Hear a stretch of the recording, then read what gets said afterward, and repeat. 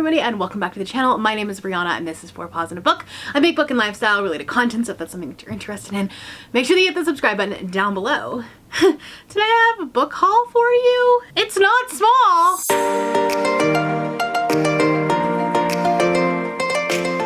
Listen, I need to get my life back under control, but this month was not the month to do that. I do in fact have 20 books that I am hauling. It's fine. After my last book haul, my number was at 259 physical unread books. I own 259 books that I haven't read yet. We are going to be doing an unhaul again sometime in June. I like to do them quarterly. It'll be like late June, early July sometime. But I am starting to cull that and then they'll all go up on Pango.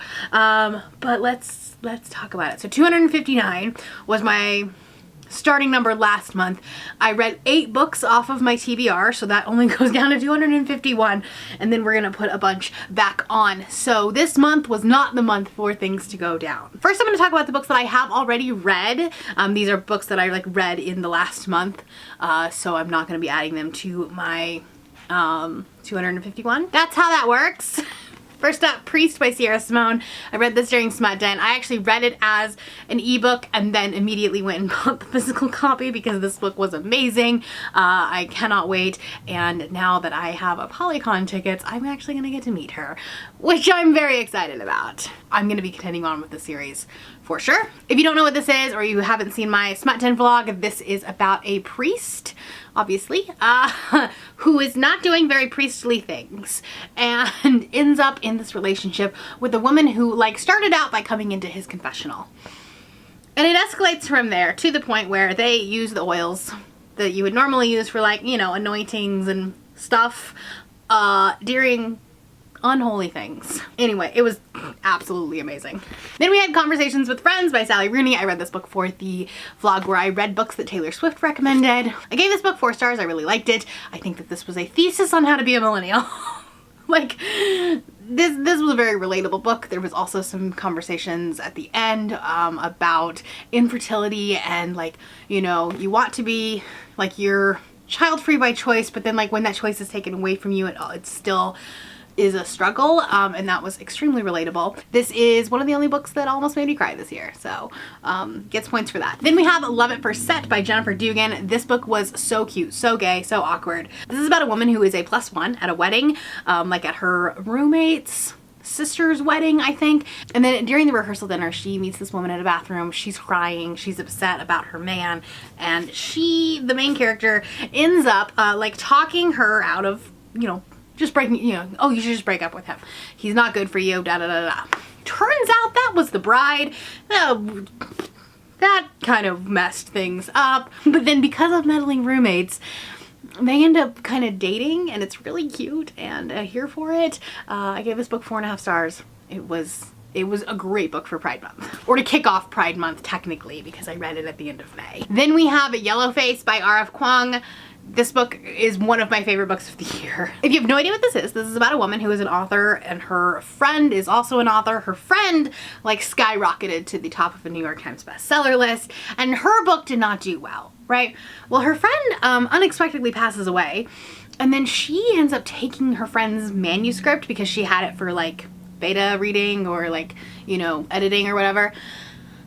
And she passes it off as her own book, which is not a good look in general, but specifically because her friend was Asian and she was white. So there's a lot of commentary on the dark side of publishing, and I just found it really, really interesting and intriguing. This borders on almost horror. It's not horror, but the whole time you're thinking, is she seeing something paranormal?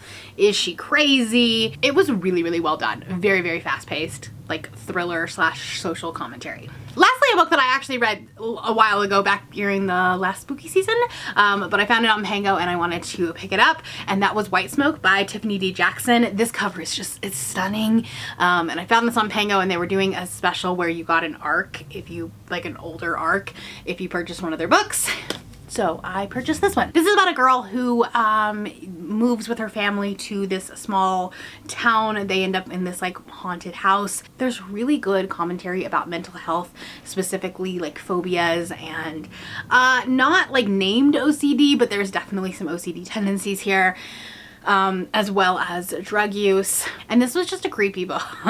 I read this one because I wanted to read The Weight of Blood, and I never ended up getting into it last spooky season, so I'll definitely be reading that soon. But I wanted a copy of this.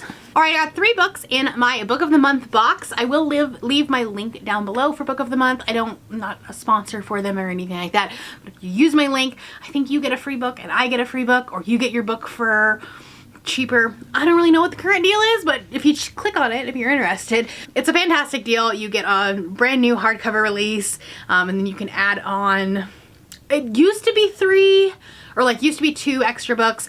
Now I think if you're a BFF, you can add like up to 5 books. So your box could get really big, really fun.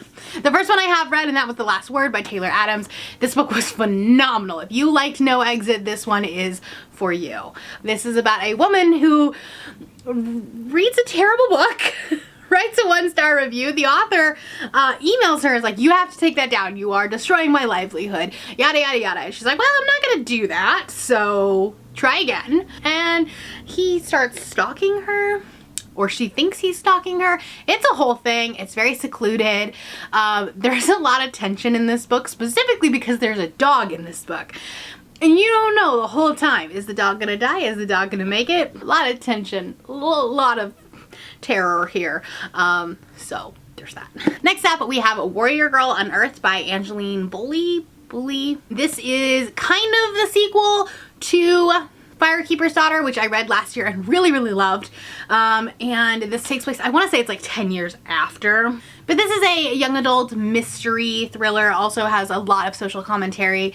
This is a group of indigenous people that live up in upper Michigan, I believe, like kind of on the Canadian border. I really loved Firekeeper's Daughter, and I've heard amazing things about this one as well. Lastly, I got The True Love Experiment by Christina Lauren.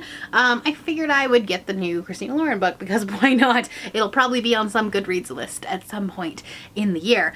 What I didn't know is this is actually the sequel to The Soulmate Equation, and I didn't know that until I was watching Chandler's video on this, and it has a like reality dating show element to it, which I do love.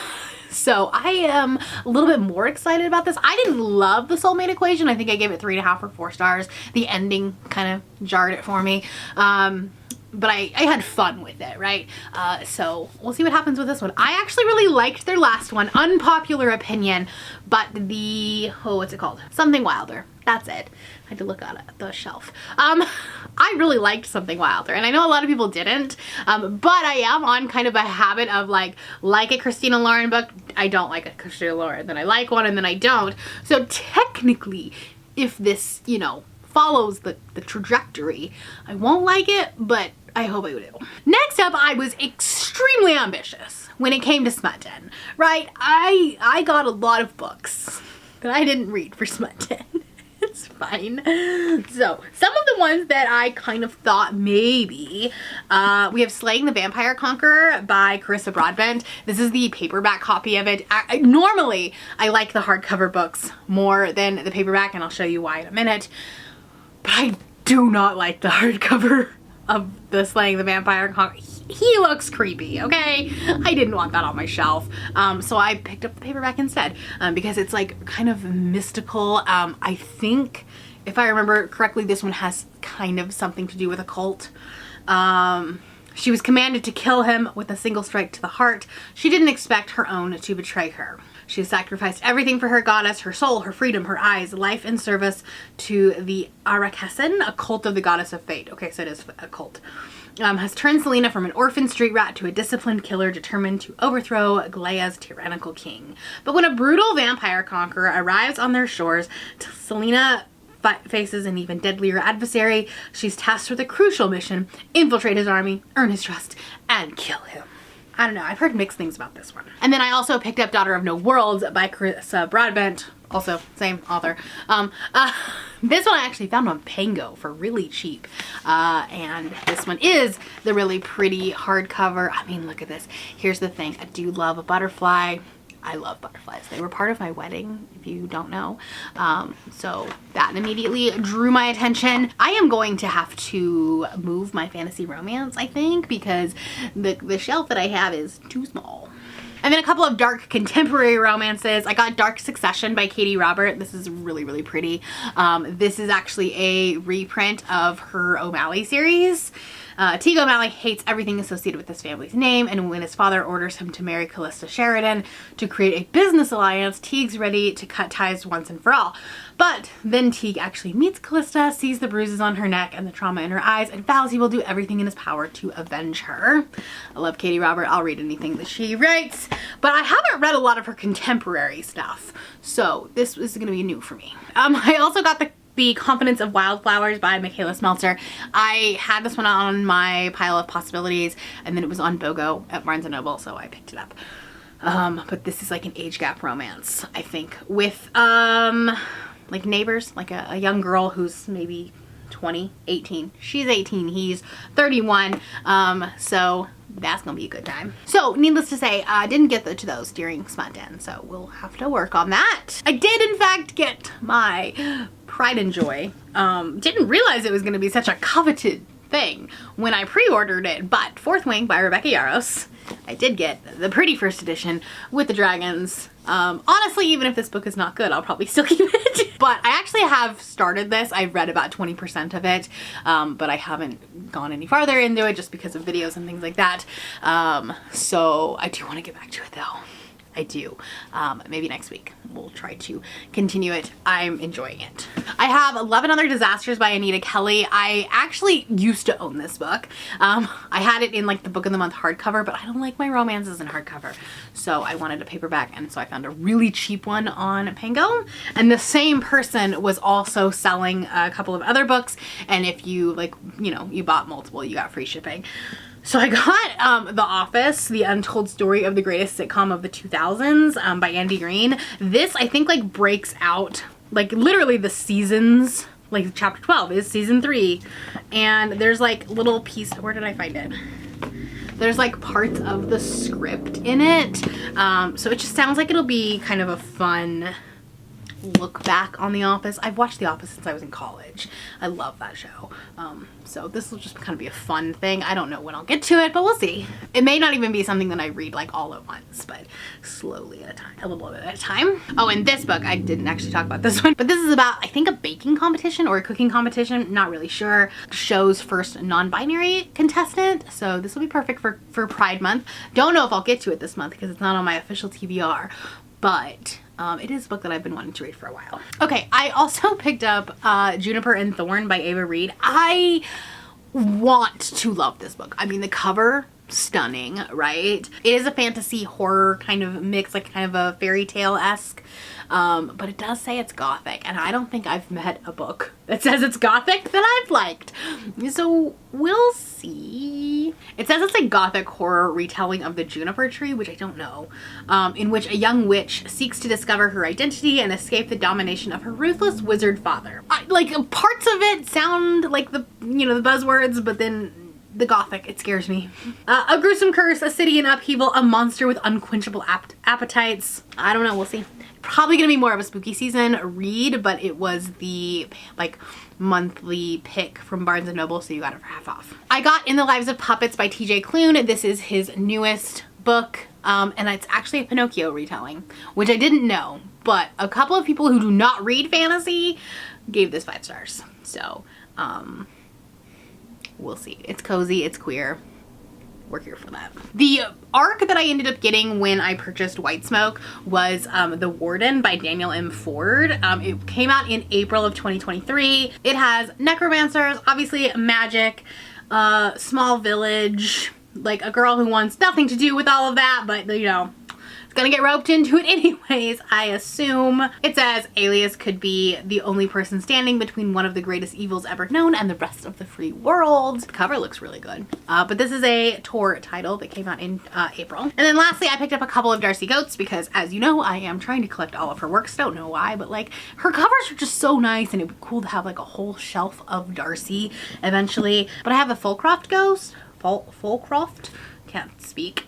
And this is one of her haunted house stories. It's going to have like an isolated setting, you know, Storm cutting the phone line, their only contact with the outside world, must find a way to protect themselves from their increasingly erratic grandparents and from the ghosts that inhabit the Fullcroft's house. And then I also got Parasite, which is one of her more sci-fi leaning ones, which I'm finding are probably more of my favorite, especially after reading Gallows Hill and not loving that one as much. But this one says, when a guard discovers an unusual life form on a remote moon outpost, she disregards protocol to investigate with catastrophic consequences.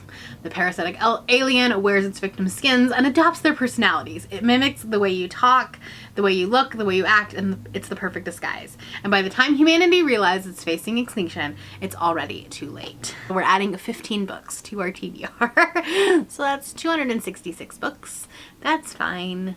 Don't worry about it. I'm hoping to do a really big unhaul. I am gonna have to clean out some shelves. But like the thing is that I still have room on shelves. So while it feels like a huge number, it doesn't at the same time, because like I still have room on my shelves. But we do need to get it under control. Will we? We don't know. Anyway, let me know down in the comments below if you are excited to see me read any of these, if I should like prioritize one over the other. That's all I have for you today. If you are new here and you have not yet subscribed, there is a little button that you can do so down below the video. If you'd like to hang out with me more, the links to my Instagram, Goodreads, Twitter, and my Patreon are linked in the description below. Thank you for watching, and I will see you next time. Bye!